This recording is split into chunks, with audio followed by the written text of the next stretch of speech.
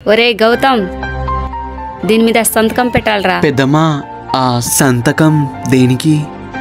అది మీ పెదనాయన చెప్పిండ్రా. సరే పెద్దమ్మా, పెడతా. పెన్ ఎక్కడ పెట్టా?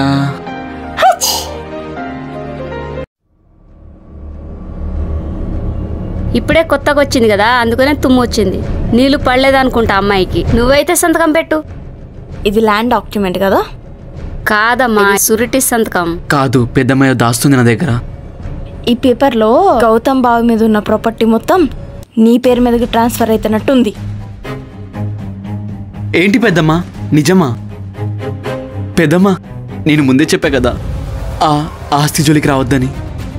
అక్కడ మా అమ్మ నాన్నని కాలబెట్టాలని మీకు తెలుసు కదా, అందుకే నాకు ఇష్టమని చెప్పాను కదా మీకు చాలాసార్లు.